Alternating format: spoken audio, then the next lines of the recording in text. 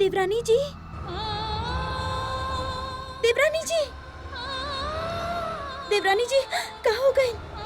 हमरा के बताई, पहल का हम आपकी मदद कर।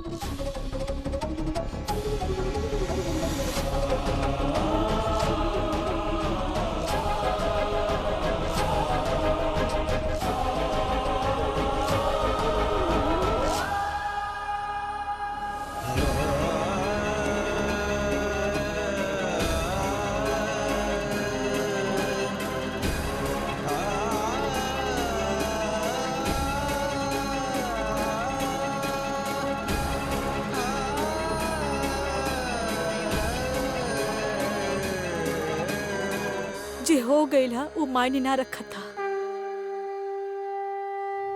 जे होए वाला हा सिर्फ वो मायने रखा था।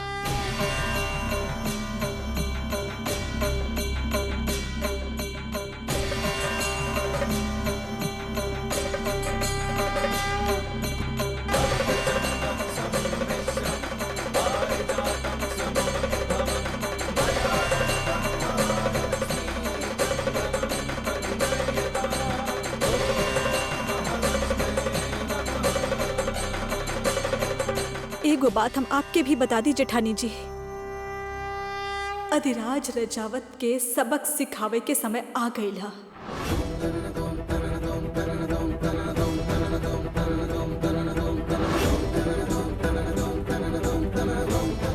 ई गलत फहमी केहू के भी ना होए कि देवी अधिराज रजावत वो बहू में से हा जे अपन पति के कदम पे अपन भाग्य ढूंढेली, जे मिलल ओकरा ही अपन तकदीर समझेली। अधिराज रजावत हमसे शादी कैले रहे, अब उनकरा हमार पति बने के पड़ी। एगो ऐसन पति जिनकरा पति कहे में हमके गर्व होखे।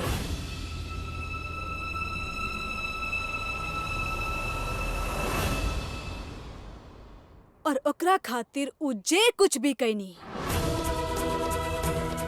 ओकर जवाब हमके देवे के ही पड़ी। बाकी देवरानी जी, महल कहाँ बा? अब जैसे के साथ तैसा होवे के समय आ गई है जेठानी जी। अम्मा जी के लागत है कि वो कुछो भी कर सकत है। अधिराज उनकर हर बात मानी ले, आंख बंद करके उ जे कहली उ करेले।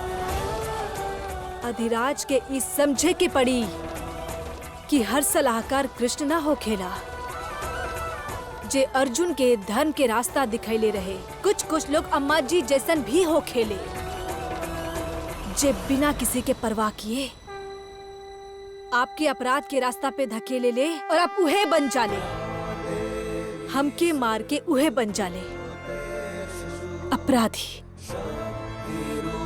ई हम कबो ना होए देव अधिराज। आज से हमार हर कोशिश यह रही कि आप अपन फैसला आंख बंद करके ना, आपन दिमाग से जौन समझ हमके मदद के लिए अपन डॉक्टरी के पढ़ाई पूरी करे में, ई घर के संभाले खातिर अब उहे समझ हमार साथ दी। ई घर में बदलाव लावे खातिर, ई घर में बदलाव ला कर ही रहब हम। आप हमके मारे की कोशिश करनी ना धीराज, अब ऊ होई जे शायद ही कबो कोनो पत्नी कैले होई। सिर्फ फेरा लेवे से रिश्ता ना बनेला, रिश्ता निभावे खातिर उनकरा समझे के पड़ा था। और अब हम समझाए अपन पत्नी के महत्व। और जब आप ई समझ जाए तब पश्चाताप होई आपके कि हमके मारे के ख्याल भी कैसे आयल आपके मन में। अब शुरू होई एगो पत्नी के अपन पति के खिलाफ धर्म युद्ध।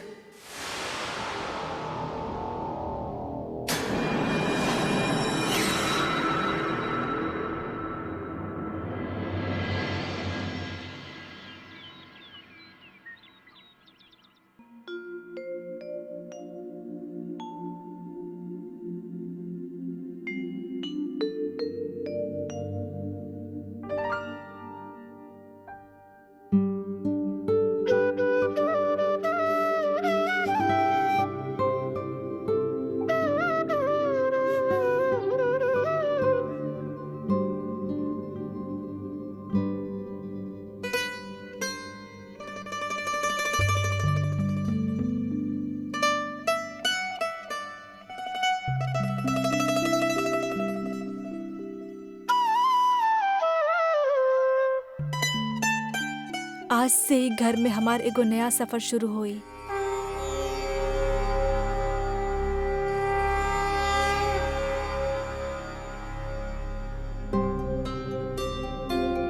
पहले ना देखनी, पर अब आपके हर प्यार भरल नजर के पीछे एगो नफरत दिख रहा हमके। हर प्यार भरल शब्द के पीछे के चेतावनी सुन सकत हैं हम।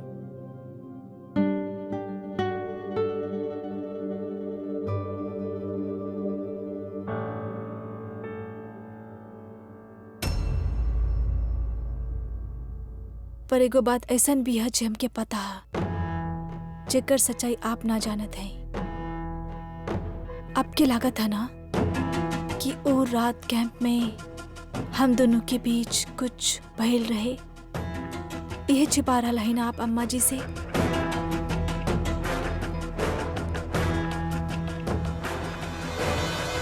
आप जे खेल शुरू कैनी हा, ओकरा अंजाम तक पहुंचाइब हम,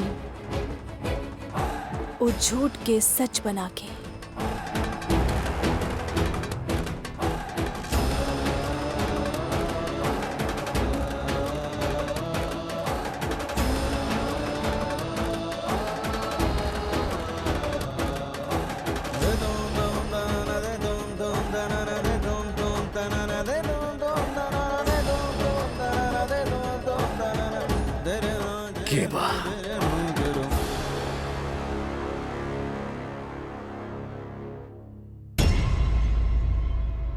आपके पत्नी के अलावा आपके इतना करीब और क्या हो सकेला?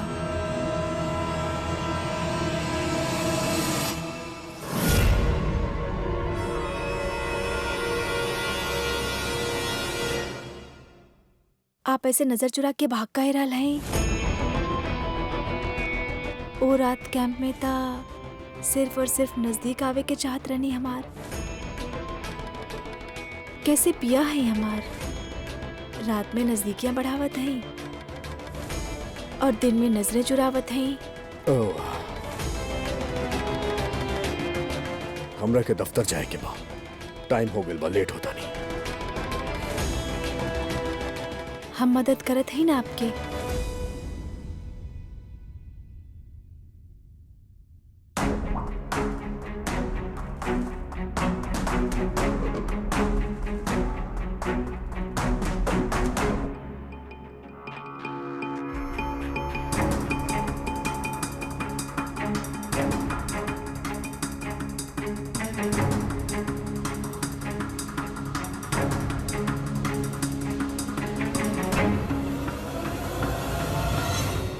सुनी, हम सोचत रहनी आप तो हमकी आपन पत्नी मान ही ले हैं। जे कुछ दूरी रहे वो भी अब वो दिन रात के। तो आपके न लगा था अब अम्मा जी के भी हमके अपना लेवे के चाहिए, है ना? इले क्यों रात के बात कहूँ? हाँ, हमके पता है कि हमनी तय करे रहने की हम हमार रिश्ता के कोनो जल्दबाजी में आगे ना बढ़ाई। पर वो रात कैंप में जे कुछ भइल ओकर बाद शरद हमार इंतजार करा था, जाता नहीं हम। हर सोच एगो बीज से पैदा होखेला। यही खातिर अब आपके सोच ही ना, सोच के वो बीज के भी बदली देवी।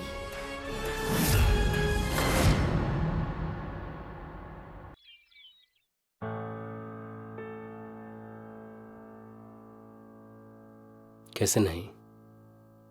अरे शरद जी, लौटे नहीं जयपुर से? हाँ, सही बखत पे आयल बानी। चाय भी तैयार बा, बिल्कुल वैसन जैसे आपकी पसंद बा। ली। हम आपके कुछ बतावे के चाहते हैं। हाँ, कही ना। आपके फ्रेंड्स बुक याद है जकरा से हम मुकुंद भाई साहब के पता लगा ले रही? हाँ हाँ हाँ। तो वे फ्रेंड्स बुक से हमके पता लगल कि मुकुंद भाई साहब यहाँ पास के एगो होटल में ठहरल बाड़े, जे सुजानगढ़ से ज्यादा दूर ना है। आप सच कर रहल बानी? राजस्थान में बानी? जी, और अगर आप चाहिए तो कल सुबह हम आपके वहाँ लेके जा सकीले। शरद जी आप ना यकीन ना करब हमार, पर है ना हम आज सवेरे सवेरे एगो सपना देख ले रहनी कि वो मुकुंद जी हमरा पास आ रहल बड़े, और लोग भी कहले ना कि सवेरे सवेरे का सपना सच हो गेला। हमरा के त लागेला कि हमारी सपना भी सच हो रहल बा।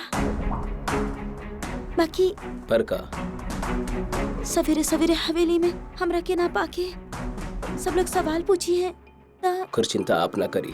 देवी भाभी जी भी ना, हम देखनी आप दोनों हमेशा मुसीबत के वक्त एक दूसरे के साथ कैसे निभाईनी। हमके पूरा यकीन है कि मामले में भी वो आपकी मदद करिए। हवेली में केहू के भी पता ना चली। आप बिल्कुल सही कर रहे बानी शरद जी। थैंक यू शरद जी आपके।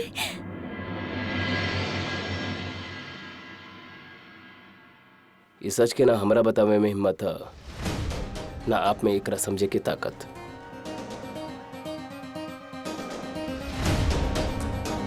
जरा सुन के आप कबू यकीन ना करती। कल वो सच जब आप अपना आंख के सामने देखब तो शायद आप यकीन करब, और एकरा से आपके आज और आवे वाला कल के सच साफ साफ आपके आंख के सामने हुई।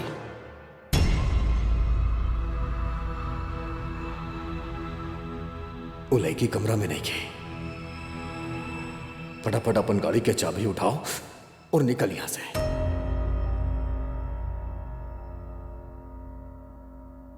हमरा मेज पे चिट्ठी कैसन? बहुत खुशी है हमके कि हम दोनों रिश्ता में इतना प्यार से आगे बढ़ रहा हैं और हम अपनी खुशी के इजहार पूरे परिवार के सामने करे वाली हैं।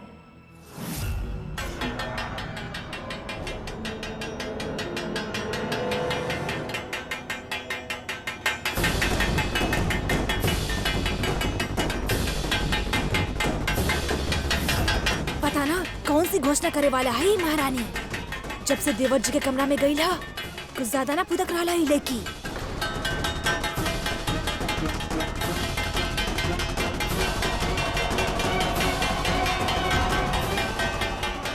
माँ जी आपके आवे के का जरूरत रहे? मतलब लड़की बुला ले और आप आ जाए। हमारा मतलब लड़की के आवे के चाहत रहे ना आपके कमरा में। दुश्मन के हर चाल पे नजर होके के चाहिए। बाकी ये बात तू माँ बेटी के मोटा बुद्धि में तो चाहिए ना। चुप करो।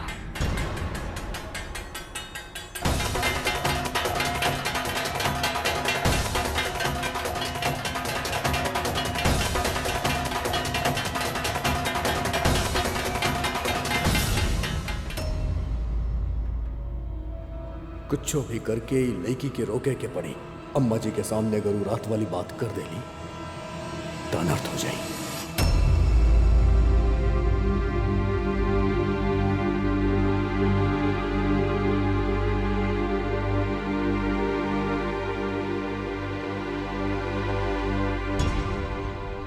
तो आज हम आप सबके यहाँ पर यही खातिर इकट्ठा कैनी है कि हम आप सबसे कुछ कहे के चाहते हैं। ये बतावे के चाहते हैं कि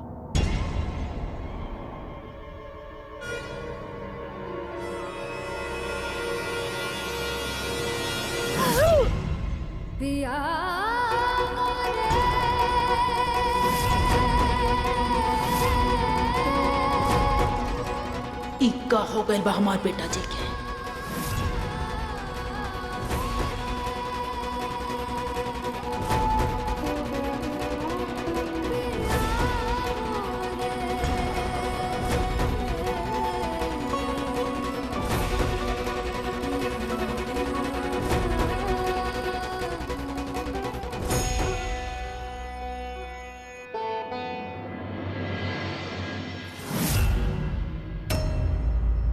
ई सब करे के का जरूरत बा?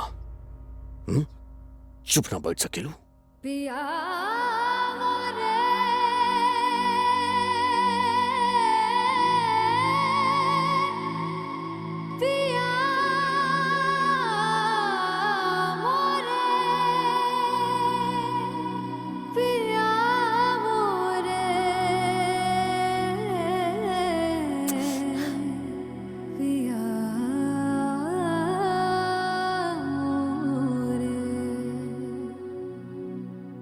का बात हो गई देवर जी? आप परेशान लग रहल बानी।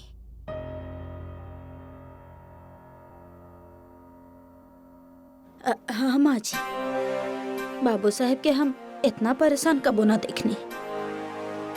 ई का चल रहल बा? बतावे दी ना, का परेशानी है?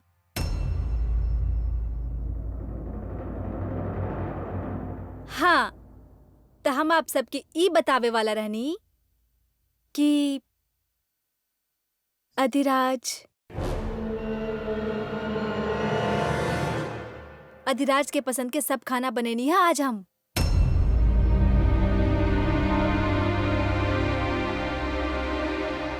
तो आप लोग सब जल्दी से आ जाएं और गर्मा गर्म खाए के मजा ली।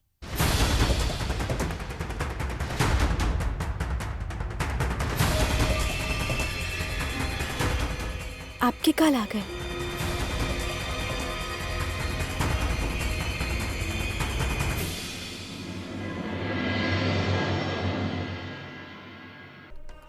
ला कर ला बात, खोदनी पहाड़ और निकली चुईया वो मारा।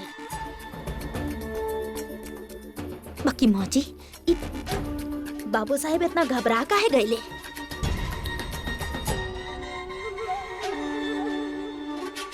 जा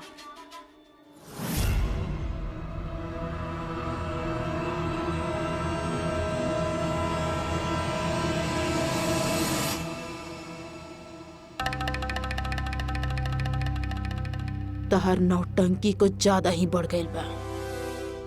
अब देखी ना अम्मा जी, ई हमसे बेइंतहा मोहब्बत करत है और ई बात हम इतना यकीन के साथ यही खातिर कह सकत है कि उनकर आंख में हमार खातिर जुनून और दीवानगी देखले हैं। सब आप ही के वजह से हो पाइल है, आप ही के आशीर्वाद से। थैंक यू अम्मा जी। जौन सपना के दुनिया में जी रहल बाड़ू ना, ओकरा से बाहर आवा और सच्चाई देखा। हम हमार बेटा जी के जाने ली।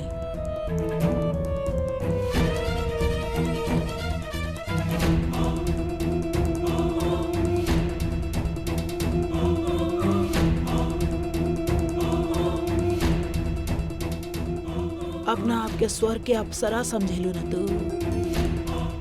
तरह के का लागता तहार रूप देख के हमार बेटा जी शान बान भूल जाई। तोहरा के चौन करे के बा कर। हमार बेटा जी तहार सामने पलट के देखी भी ना। समझ लो, सुधर जा।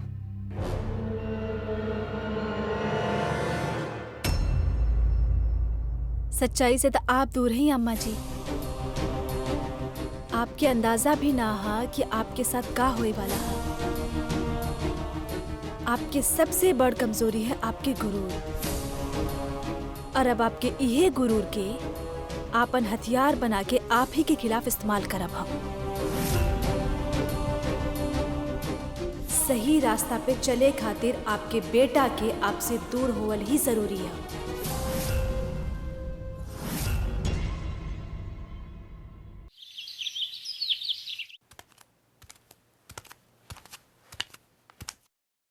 ई का हरकत बा? का हरकत? तारा के ना पता बा?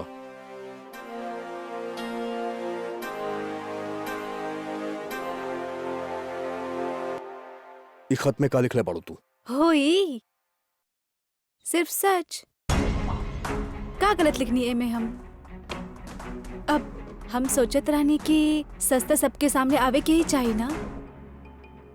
बेहतर ये होई कि हम ही बता दी कि वो बाहर वाला। बाहर वाला के बाहर वाला के बताई? कुछ चीज ऐसन भी होखेला जे पति और पत्नी के बीच में रहेला। अब बिल्कुल सही कहनी। हर बात बताए जरूरी ना होखेला, पर ई बात बताए जरूरी है। हमार शादी जोन हालात में भइल रहे, बहुत बड़ बात है ई सब खातिर। और एक ना एक दिन तो इस सच सबके सामने आ ही जाई। ऐसे कैसे सबके सामने आ जाए? ऐसे कैसे ई तो आप जानी।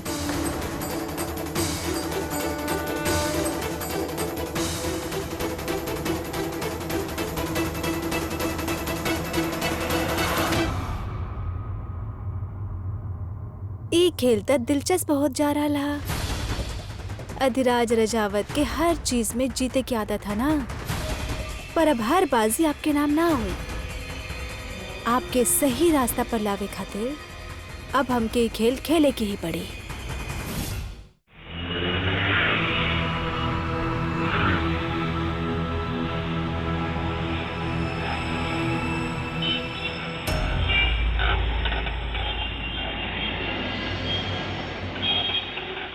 लाइए। शरद जी, हम कैसा लग रहल बानी?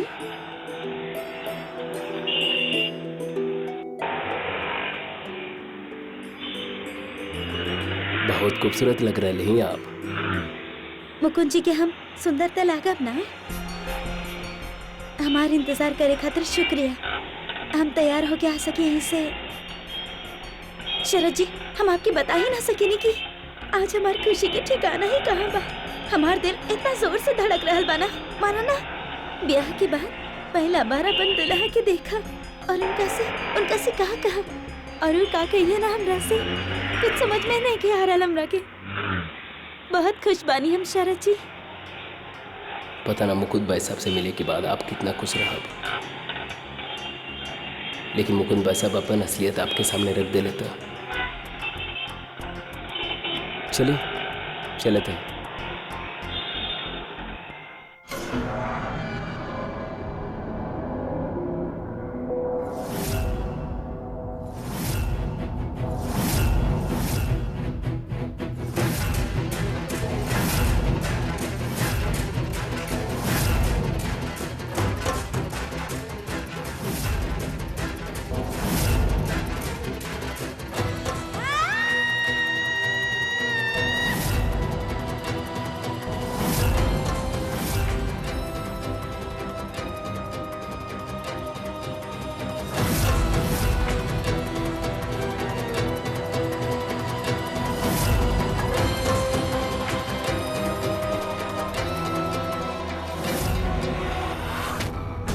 हम जानतानी आज न त कल तू अपन मकसद में कामयाब होखबा, तब जाके वो लड़की के खून से हम अपन बाल धोअब।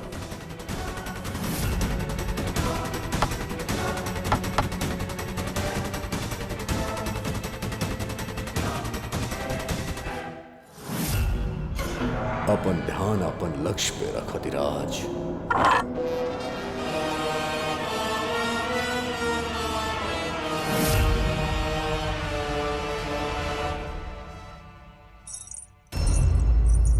ये लड़की यहाँ पे कहीं आ गई?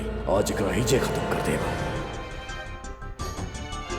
चली जल्दी से खाना खा ली, वरना ये गर्मा गर्म स्वादिष्ट भोजन ठंडा हो जाए। का भइल?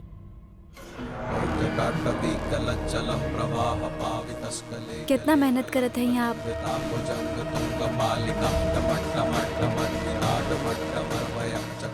पर खाए पिए के बिल्कुल ख्याल ना रखा थे आप।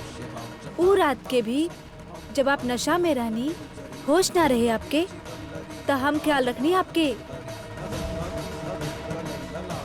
और खाए पियल आप समय से कर लिहल करी। कुछो भी चीज करे में ताकत की जरूरत होता और वो हमके खाए से मिला था, है ना? तो खाए पियल टाइम पे कर लिहल करी। हाँ,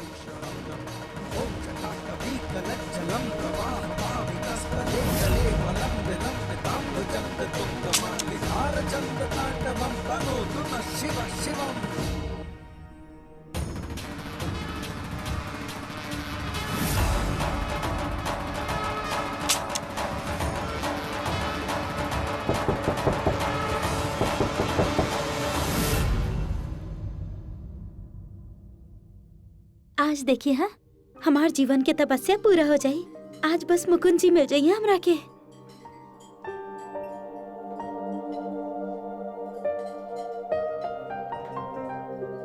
अब यहीं रुकी, हम तनी देख के आवत हैं।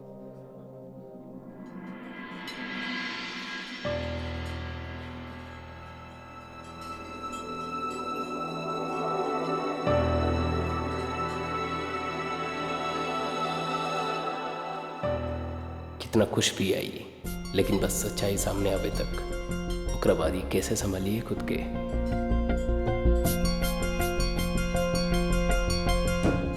इतना खुद गर्ज तू कब से हो गईला? अगर इनकर दिल टूट गई ना तो तू खुद के कब माफ ना कर पाई बा।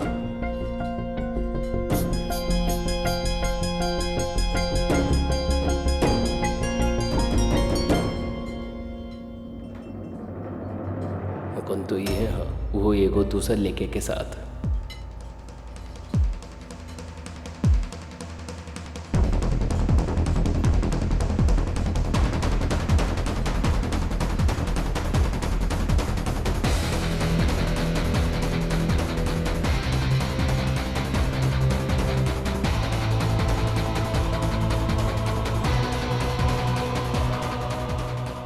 शरद जी मिलने मुकुंद जी।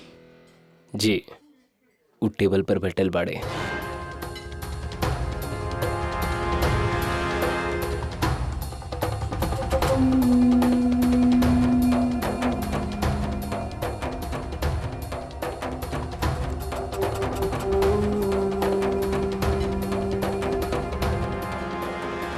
शरद जी कौन टेबल पे? वो तो वहाँ बाड़े ही ना। उन्हें पर तो बैठल रहे।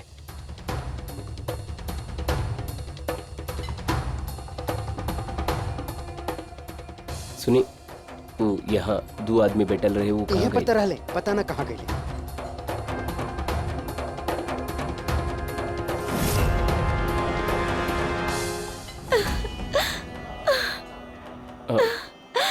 केसर जी संभालिए अपने आप के। हमरा के तला के लागी वो ऐसे से चल गए बाड़े।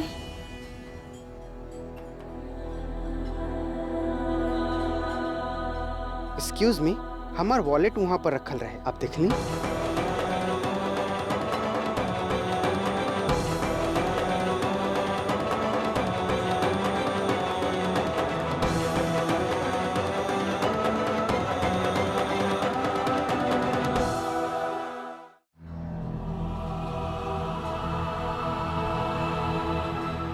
केसर जी आप रोई मत, वो मिल जाइए। शरद जी आपके नहीं के पता आज कितना खुश रहनी हम, और बहुत उम्मीद लगा के आयल रही हम कि आज तक मुकुंद जी हमरा के दिख जाइए। अभी ये रह ले, वो पता ना कहाँ चल गए ले। प्लीज आप रोई मत।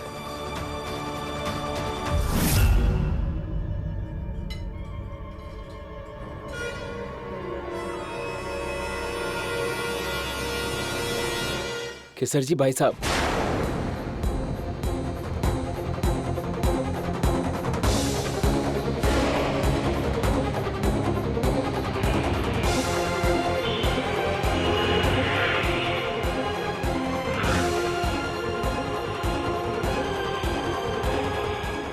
आप रुकिए, आप कहाँ जा रहे? केसर जी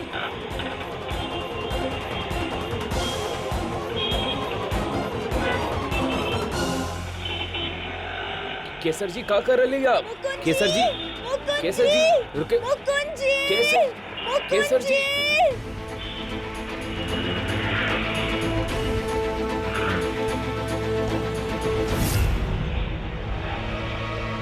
क्या कर रहे हैं आप?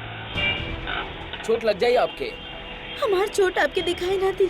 आज आज कितना साल बाद में अपन नजर से हम अपन पति के देख ले बानी। शरद जी वो हमारा आँख के सामने से गए। हमरा के उनका के ढूंढने के पड़ी। शरद जी हम जाता नहीं। रुकिए आप।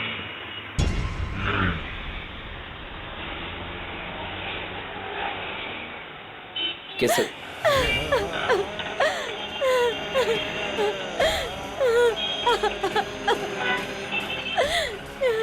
संभालिए अपने आप के। देखिए हम समझ सकेला आप कौन हालात से गुजर रहे हैं, लेकिन समझे की कोशिश करिए। देखिए आप भरोसा रखिए, वो मिल जाइए, वो कहीं ना जाइए। सुजानगढ़ में होइए, हम पता लगा ले बुनकर। अभी हमके घर जाए की चाहिए। शरद जी आप सच बोल रहे बानी? ढूंढ लेना उनका के। हम पता लगा ले। चलिए।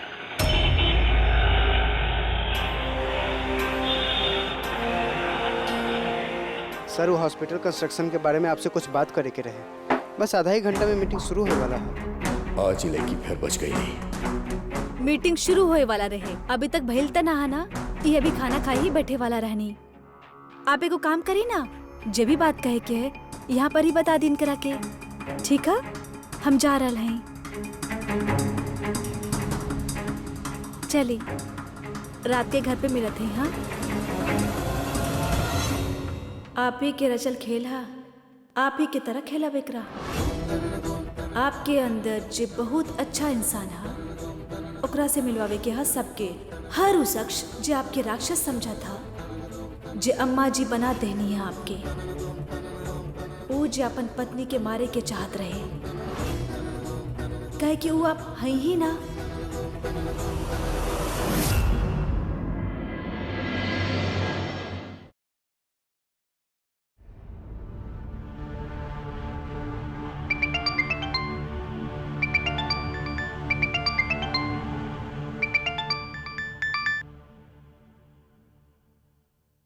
हेलो हेलो आदि।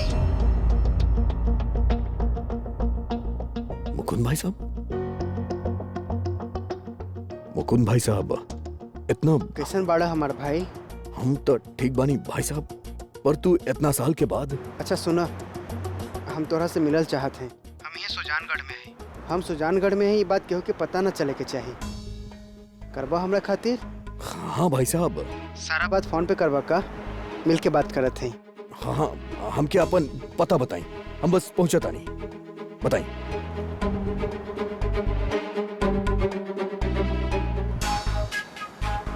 हम इंतजार कर रहा है, जल्दी आवा। ठीक बा भाई साहब, हम बस पहुंचता नहीं वहां पे। मुकुंद भाई साहब, हेलो। सुनी, आप कब तक घर आए? हम क्यों हमरा के देर हुई, तू फोन रखा। देर हुई? आप कहीं जा रहा हैं? केकरो से मिले जा रहा हैं आप? सवाल जवाब करके तू हमार दिमाग मत खराब करा। हम तोरा से पहले भी कह चुकल बानी, और वैसे भी हमार भाई साहब आइल बड़े काफी साल के बाद उनकरा से मिले जाता नहीं, और यह वक्त तारा के फोन करके हमरा के तू फोन रखा।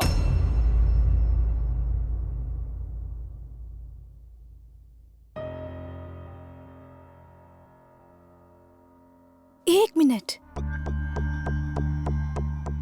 बहुत समय बाद अपन भाई से, मतलब मुकुंद जेठ जी की बात करत रहनी।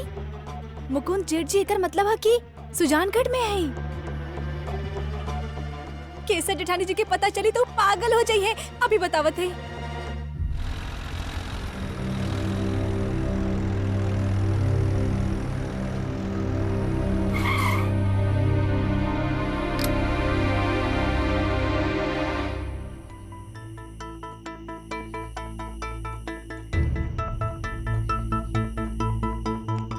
भाई साहब,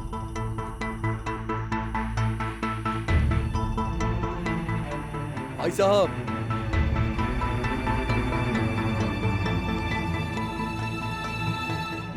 आदि।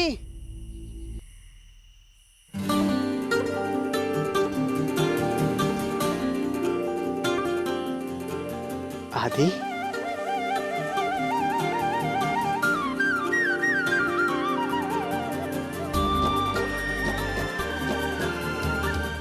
भाई साहब, कहाँ चल गए रानी आप?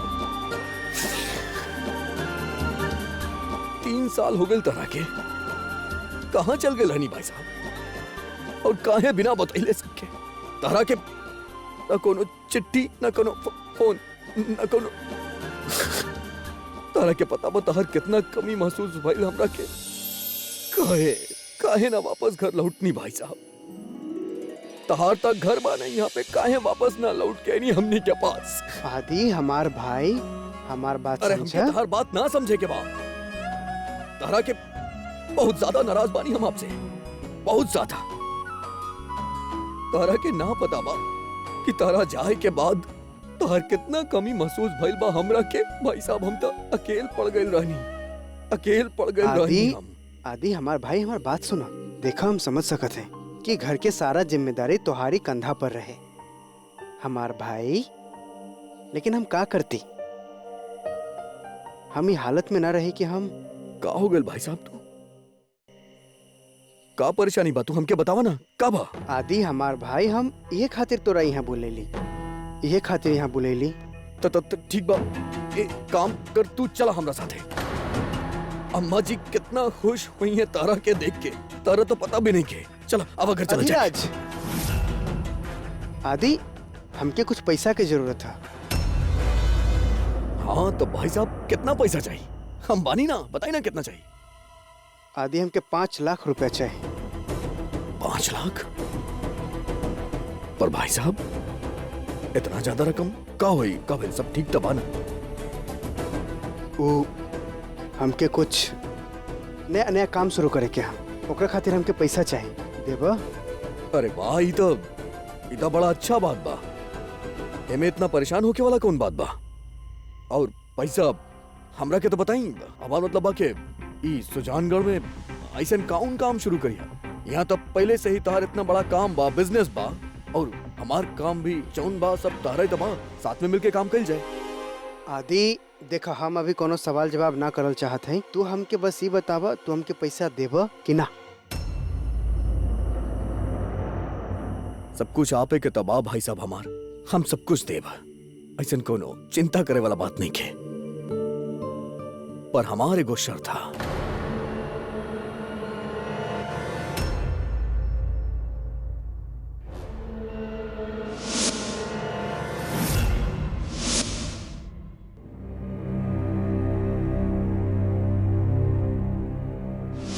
जेठानी जी, जेठानी जी, कहाँ है आप जेठानी जी?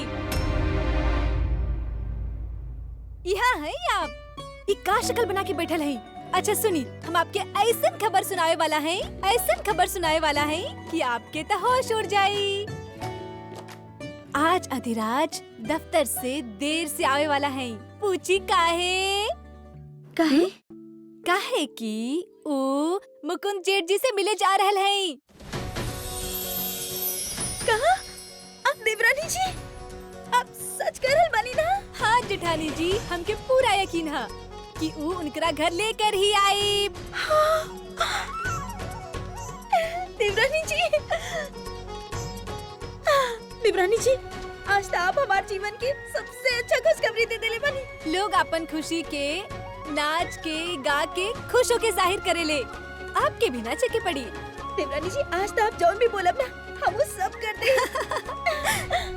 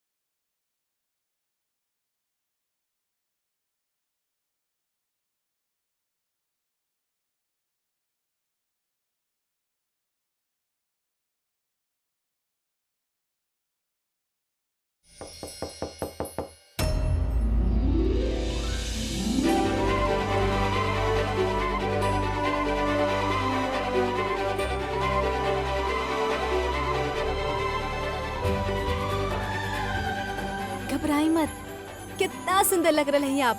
मुकुंद जेठ जी आपकी देखी ना, देखते ही रह जाइए।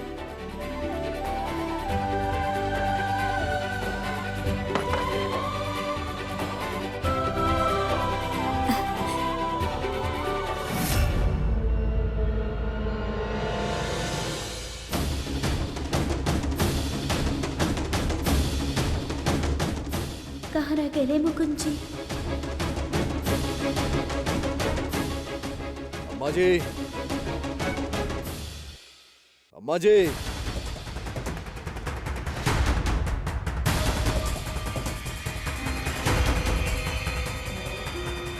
अम्मा जी।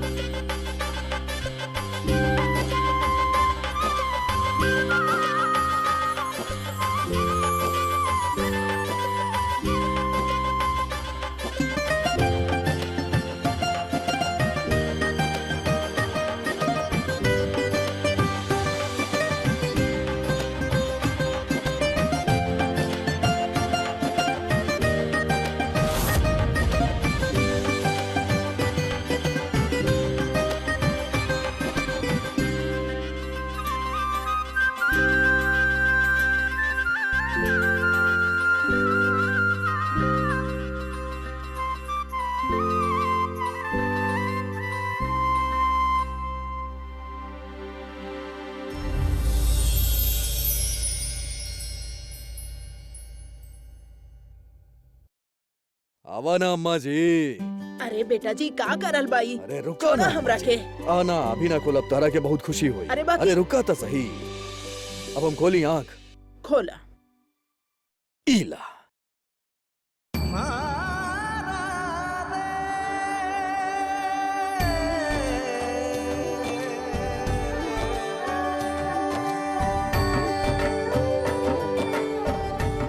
माई,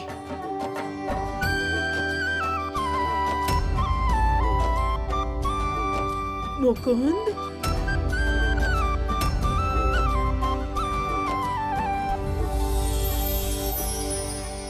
कहाँ चल गए रहला तू? हाँ, अपन माँ के छोड़ के चल गए रहला। आँख पत्थर हो गए रहे। कहाँ चल गए रहला तू? अपन माँ के छोड़ के। अपन माई के क्यों ऐसे सजा दे वेले का? हाँ, इतना साल में ना चिट्ठी ना खबर। आखिर अधिराज मुकुंद जेठ जी के घर ले ही आई नहीं। कहाँ रहला तू? हाँ, मुकुंद, देखा अब तो आ गए बड़े ना। हम कहीं ना जाए देवता रखे। हाँ माई, हम कहीं ना जाइब, कहीं ना जाइब हम। हाँ। खुश?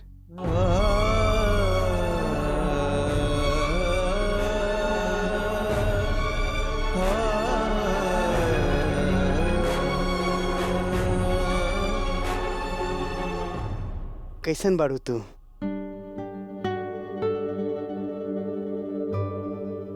प्रणाम जेठ जी।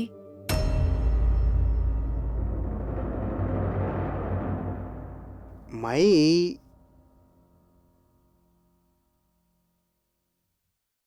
ये हमार पत्नी बाड़ी।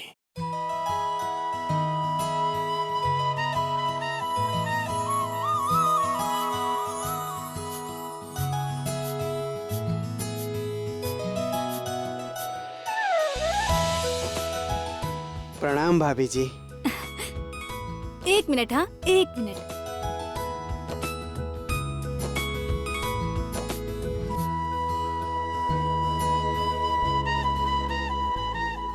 जेठ जी, आपन जीवन के पूरा 3 साल इस सिर्फ और सिर्फ आपके इंतजार में बिता देली। बहुत भाग्यशाली हैं आप, जो आपके इतना प्यार करे वाली पत्नी मिलल।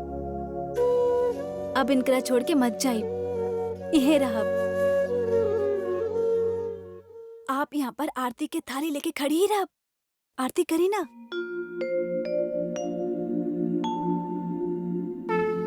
अब रहेदा। पता ना कितना दूर से आयल होगी, थक गए होगी ना। जा जाके आराम कर ला। भाई साहब आपके आपन कमरा दिखा दें। चला। चलिए। तो कहाँ जा रहा है बड़ो? रसोई ना बना के जा, रसोई घर में जा।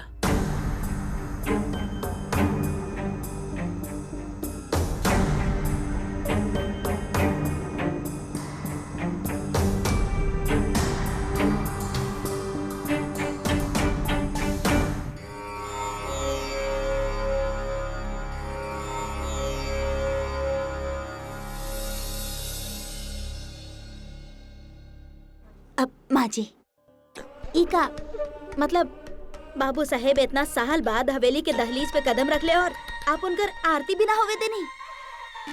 अरे ढोलकी, चिंता मत करा, आरती ही ना बड़ा पूजा होई हवेली में धूमधाम से, देखते रहा।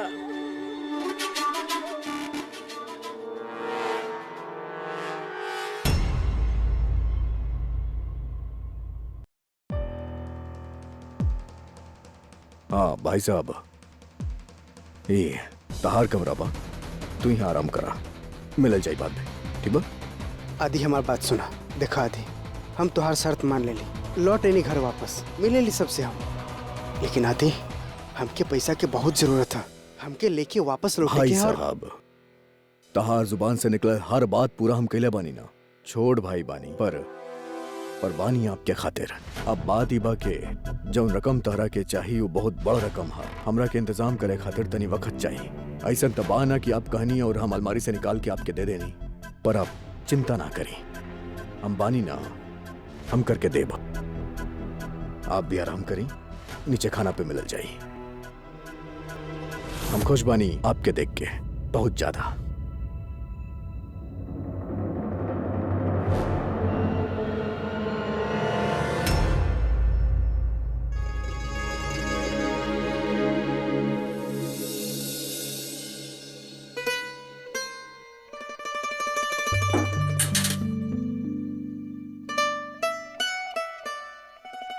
प्याज दाम रखी जल्दी से।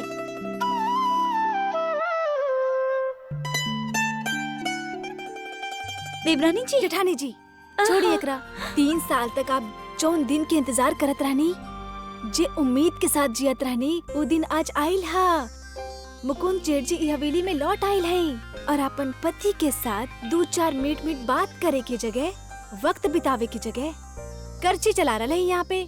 हाँ हाँ देवरानी जा, हम भी उनके पसंद के सारा खाना बना रहल बानी। हाँ, आप तो रुकी। हमहू कर सकत है, इहो कर सकेले। आप जेठानी जी, देवरानी जी रुकी। अरे छोड़ी, अरे हमार अरे साजन जी घर आयल है, सजनी के उनकर साथ रहे के चाहिए, उनकर पास रहे के चाहिए। और आप इतना श्रृंगार कैले हैं, इतना प्यारा लग रहा है, तो ये सब आप खाना बनावे खातिर कैले हैं ना? ना तो फिर चलिए हम खुद आपके उनका पास छोड़ के अरे आवत हैं। देवरानी जी तनी रुकी। अरे मतलब आपके आपन साजन से ज्यादा ये करची से प्यार है? आप भी ना जेठानी जी, बिल्कुल ना सुधरब। चलिए, हम कुछ ना सुने के चाहते हैं, आप बस हमारे साथ चलब, हम कुछ ना सुनब। चलिए देवरानी जी आप भी ना। हाँ हाँ, हमके पता है तू प्रॉब्लम में बाड़ा। देखा, हमारे भाई से बात हो गई, पैसा के इंतजाम हो जाए, लेकिन ओकरा खातिर तनी वक्त लागे। तब तक हमके यहीं सुजानगढ़ में रुके के पड़ी।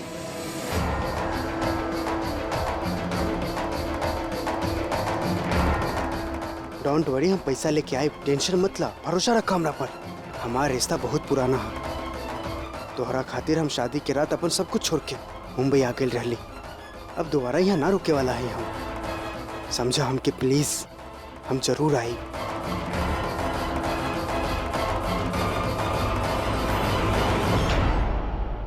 I love you.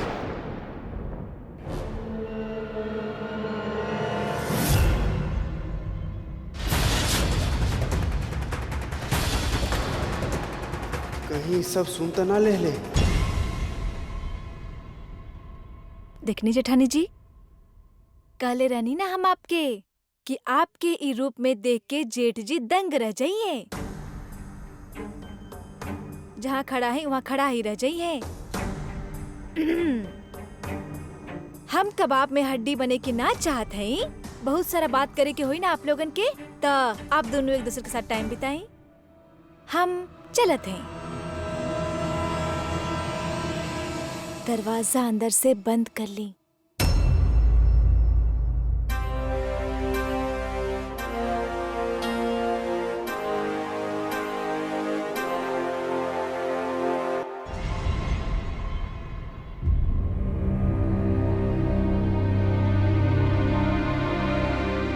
अंदर आवे से पहले तेरा पूछे के चाहिए ना।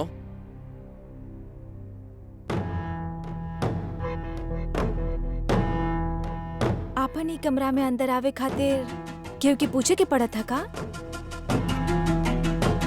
और हम तो आपकी पत्नी है ना, हमरा से कैसन शर्म।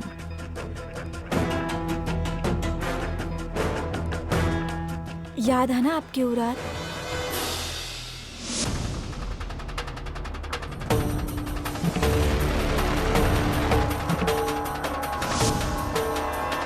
हमके तो ऐसा लग रहा है जैसे चारों तरफ से हवेली में बस प्यार ही प्यार बरस रहा है।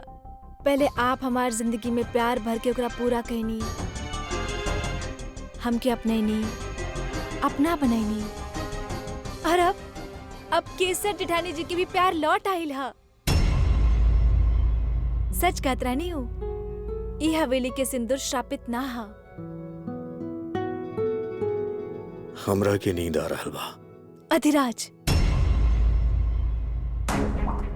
जेठानी जी के तो किस्मत ही बदल गई ना, जैसन हमार बदल गई। मुकुंद जेठ जी उनकरा से बहुत प्यार करी हैं।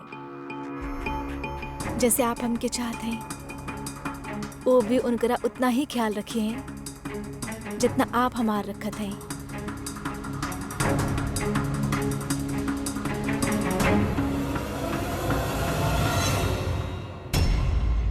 वो दोनों भी तन मन से एक हो जाए हैं, जैसे आप और हम।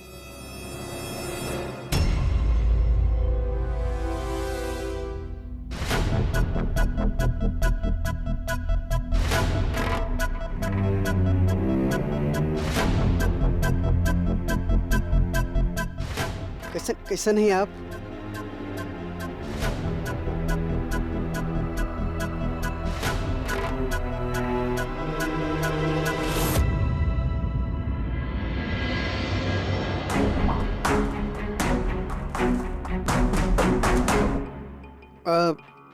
माई से कहिया कि हमके भूख ना हा, हम खाना पर नीचे ना आ पाई।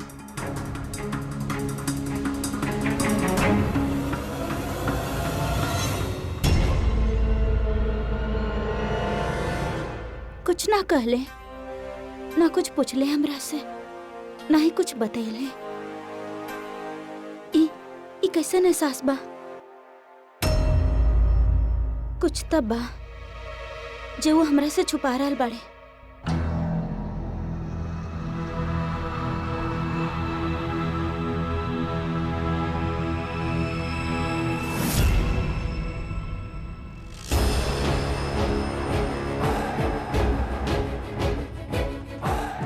आप हमार खातिर कितना कुछ करत है ना।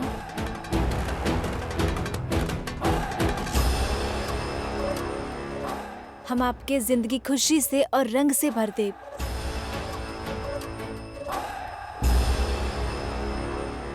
देखी, शुरुआत हम कर लेनी है। जक्कर पहल हम अपन कमरा में ई शीशा लगवा के कहनी है।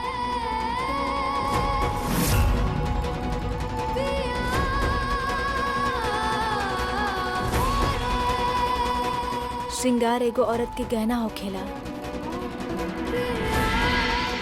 हमके भी अपन पिया खातिर खूबसूरत लगे के हा।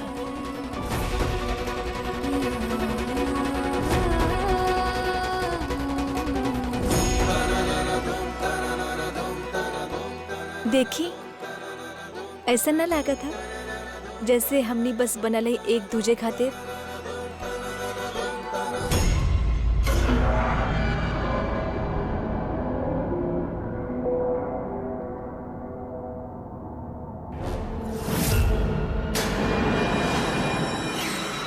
बस बहुत हो गए। आज तू अपन सारा हद पार कर देले बा। जब से वो काला रात हमरा जिंदगी में आयल बा ना, साया बन के, तब से हमार जीवन नरक बन गए बा। तहरा वजह से तू बनैले बाड़ू हमार जीवन के नरक। कौना बात के गलत फहमी बात आ रखे कि तहार सुहाग तहरा से प्यार करेला। ई तहार गलत फहमिया। तहार सुहाग तहरा से प्यार ना करेला, नफरत करेला, नफरत। हमरा के तहरा से प्यार बाहिना, तहरा से नफरत करेली हम। सिर्फ और सिर्फ नफरत।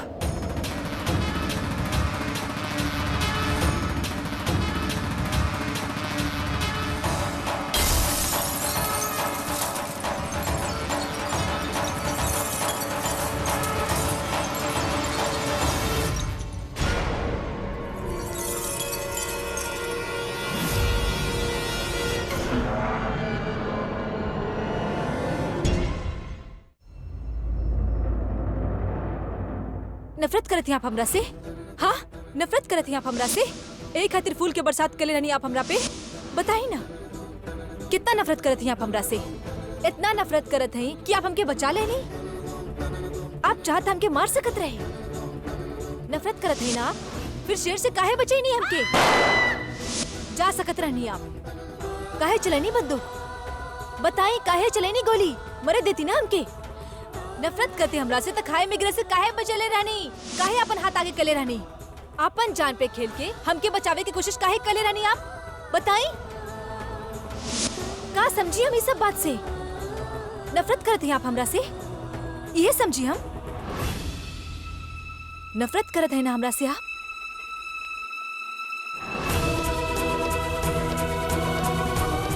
नफरत करते हैं आप हमरा से? तो वो रात कैंप में काहे हमार नजदीक आवे के चाहत रहनी आप?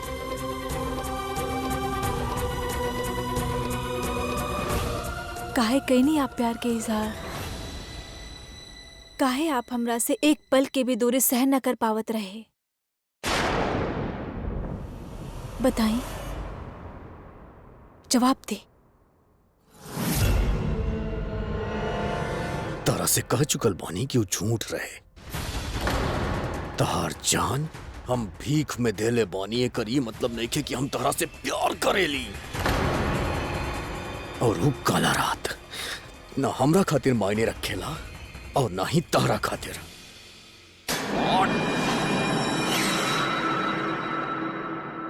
ठीक है,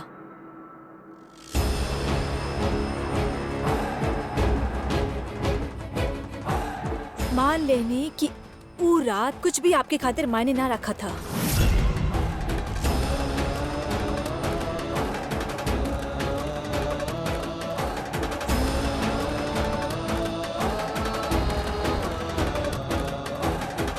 पर अगर आप ये कहा कि वो सब हमार खातिर मायने ना रखा था, तो ये हम ना मानब।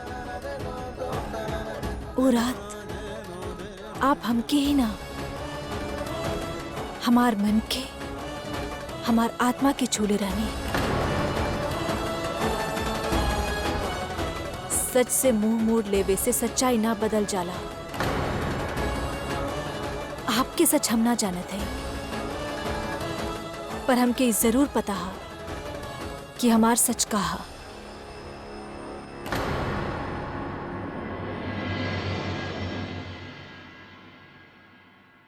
सिर्फ एक है सच बा लईकी,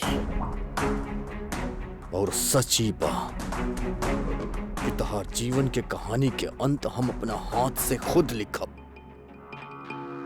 तहार खून से लिखब। हमार अगला वार तहार जीवन के आखिरी पल तय करी, और ई बार हमरा बदला के बीच में क्यों ना आई, क्यों बिना।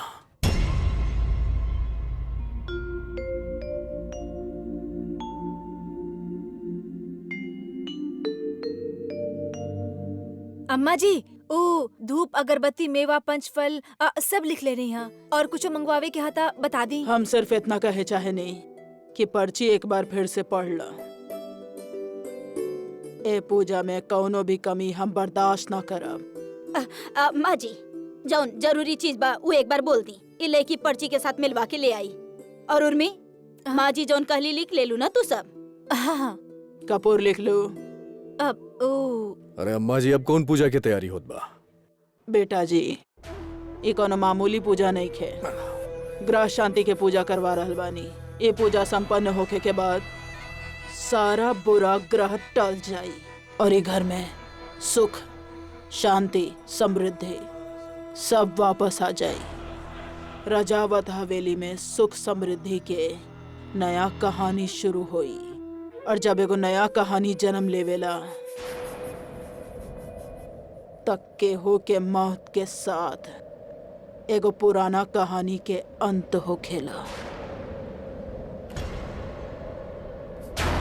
अम्मा जी हमके तुम्हारी बात समझ में नहीं आवत। का कहे चाहत बाड़ू तू?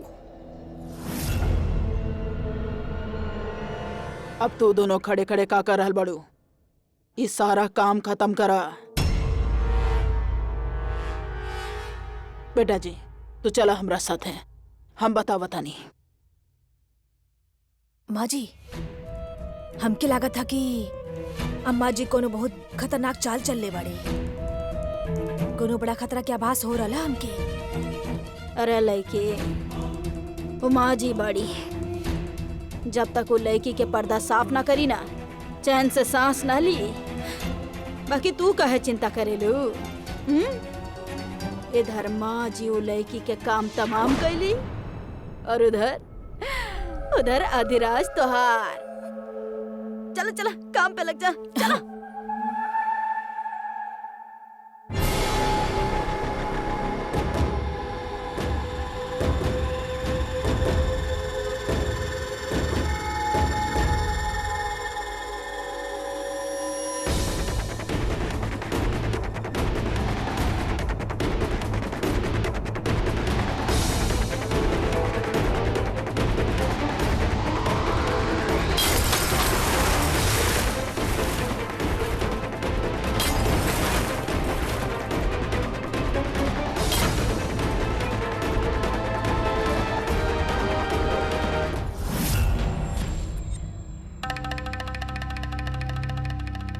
बेटा जी जीवन के दो ही सत्य बा, जन्म और मरण। हमार कल के पूजा के बाद एक घर में जन्म हुई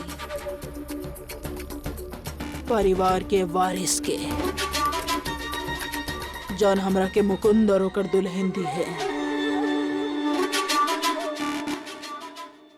और मरण तो जाने ला वो लड़की के मौत के अंजाम तू देबा हमार बेटा जी। और पूजा के बीच केहू के शक भी ना होगी। तू बिल्कुल सही कहलो अम्मा जी। ये हमारा आखिरी वार। लड़की के जिंदगी के कल आखिरी दिन तय करी। कल पूजा खत्म हो थे वो लड़की की जिंदगी खत्म हो जाई और रजावत खानदान के बदला पूरा हो जाई।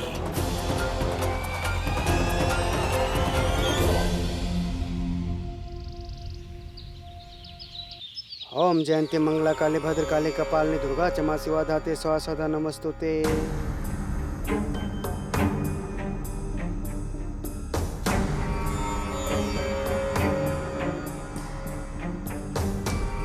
बांसुरी जा केसर दुल्हन के बोला आपन स्थान ग्रहण करे।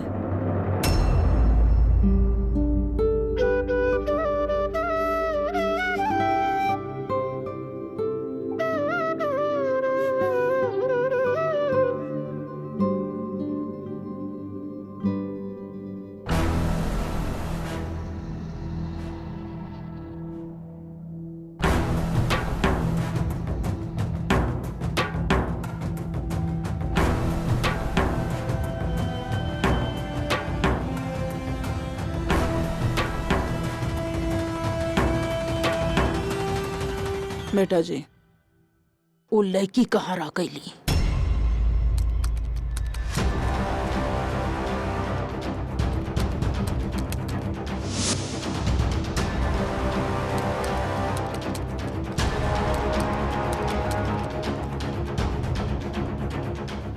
जल्दी करा देवी, केहू आ जाई।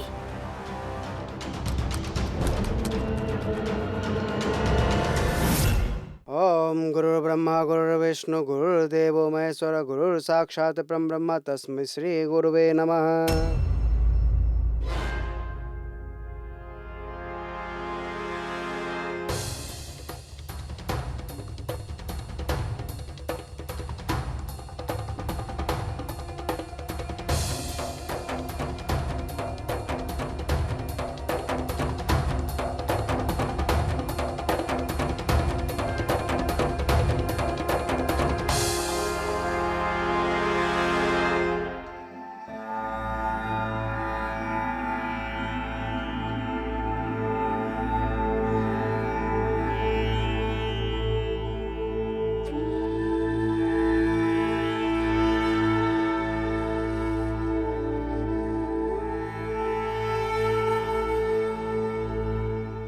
आज की पूजा एगो नया सफर के शुरुआत था।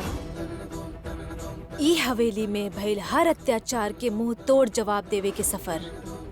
आपन ई खेल में हमारी दाव। ई हवेली की ऊ जगह बना दी जहां हर सुहागन ये चाहे, हर बहू के आपन खुशियां मिले।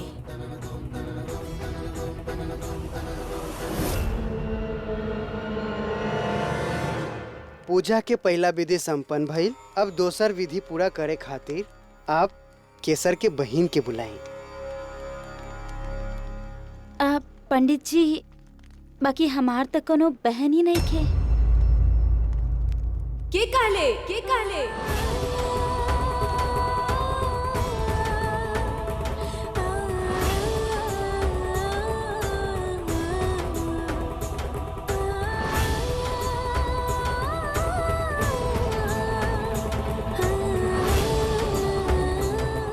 हम है ना आपकी बहन।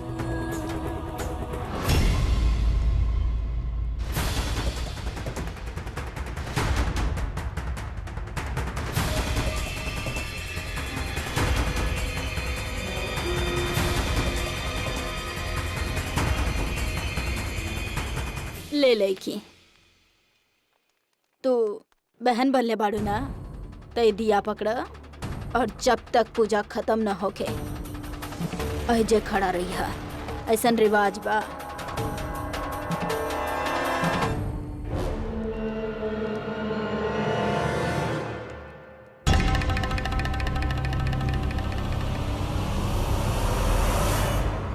ओम मंगलम भगवान विष्णु मंगलम गरुड़ध्वज।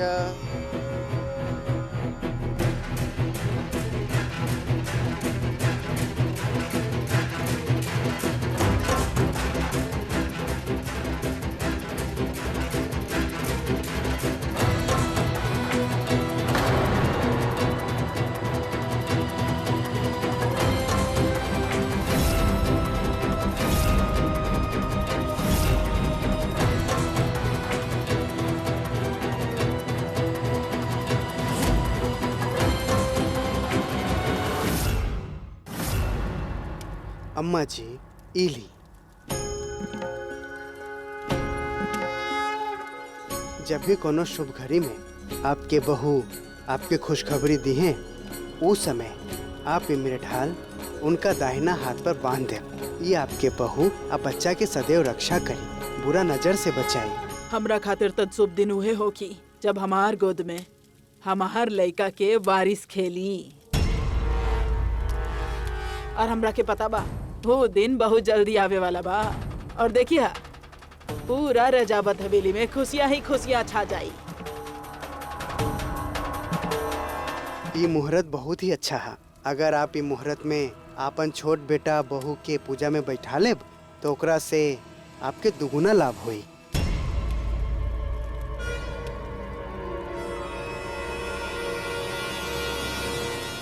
जीना, ई पूजा हमार बड़ बेटा और ओकर दुल्हन खातिर बा। छोट बेटा खातिर नहीं खे और सब काम खातिर वक्त होकेला ना, और ई वक्त सही नहीं खे ओकर पूजा के।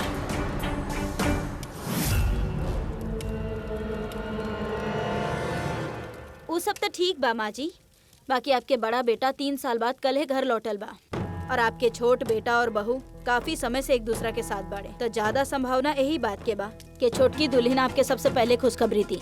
और एमे गलत का बा, बेटा और बहू एक साथ बाड़े, एजा मौजूद बाड़े और पूजा के भी सारा तैयारी बा, तो हो गई ना सही वक्त। चली पूजा संपन्न कइल जाओ।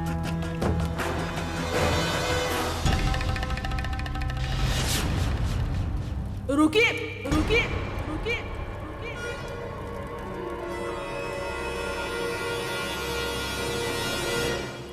देखिए बात ई बा कि हम दोनों चीज के जोड़े ना चाहे नहीं, और वैसे भी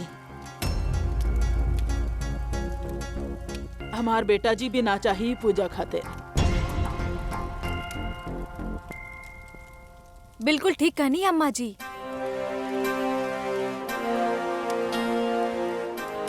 ई वक्त पूजा ना करी है, पर वैसे हम ई वक्त ई पूजा कर ना पाई पंडित जी। का है ई पूजा तो तोहार कुशल जीवन खातिर बा, तो फिर एमे हिस्सा लेवे खातिर काहे मना करल बाड़ू? माफ करी, आप हमरा से ज्यादा ज्ञानी हैं, पर जितना हमके मालूम है ई हालात में एगो औरत ग्रहण की पूजा में बैठ ना सकेली। ठीक कहनी ना अम्मा जी? ये लड़की का कहे चाहता रही? कौन हालत में?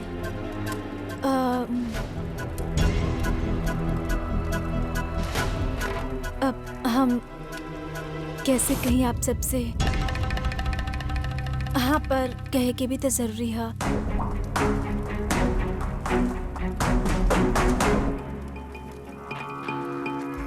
ओ, हम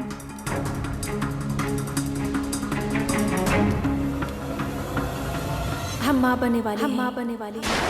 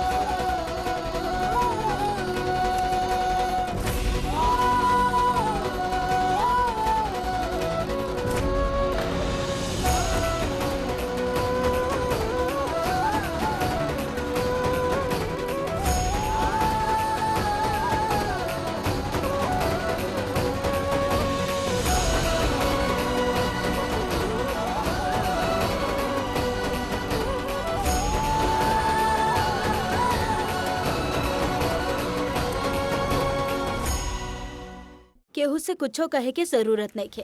अभी जौन यहाँ भइलू सब देख ले बाड़े। और यही के त कहल जाला सच्चा प्यार। जब पत्नी पे कुछ मुसीबत आवे और पति के पहले से ही आभास हो जाए और आत्मा एक दूसरा से जुड़ल होके, तबे तो ऐसन होखेला। तू सही कहले रहलू बेटा, गर्भवती महिला ग्रह पूजा में ना बैठेली। मौत भी कितना अजीब है ना, कब कहाँ कैसे कौन रूप में आ जाए कुछ ना कह सकत है।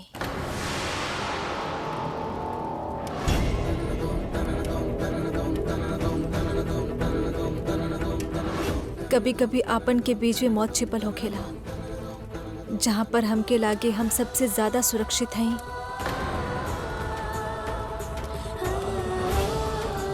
पर एक चीज है जे सबसे ज्यादा बलवान है, भाग्य। भाग्य कबो कबो किस्मत ऐसन खेल खेलेली कि सिर्फ हमके ही ना, हमारे आसपास के सब लोगन के घुटना टेके के पड़ेला, चाहे या ना चाहे। हमार ती समझ में नहीं खे आवत केल के ई आइल कहाँ से। पता ना काहे ऐसा लग रहा बा कि जैसे कोनो साजिश बा। एकर बारे में तो पता लगावे की पड़ी। साजिश हा कि ना, के कैला साहब, ये सब मायने ना रखा था। जे मायने रखा था वो हमार पति के प्यार। ये ऐन मौका पे आके हमार जान बचैनी, हमार बच्चा की जान बचैनी। और देखी ना, ये सब भइल भी उ वक्त जब हम ये खबर देले ही रहनी। देखी माँ जी, अभी अभी पूजा संपन्न भइल बा और खुशखबरी भी आ गई। त अपन बहू के अपन हाथ से मिंढाल पहनाई और अपन बहू और पोता के आशीर्वाद दी।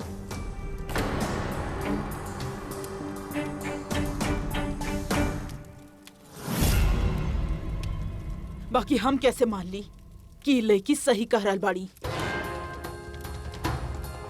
ना कोनो लक्षण दिखेला, ना केहू से बात कैली, बस ही बोली और हो गई। बात तोहरा पास कोनो सबूत कि तोहर पेट में हमार खानदान के वारिस पल रहल बा? हमके मालूम रहे कि आप इहे पूछब, यही खातिर सबूत के पहले हमें खबर देनी ही ना। सबूत जल्द ही आपके सामने होई। का सबूत बा तोहरा पास? कुछ देर और इंतजार करें, सबूत आपके सामने होई। देवी अधिराज रजावत, ई ले। जी धन्यवाद।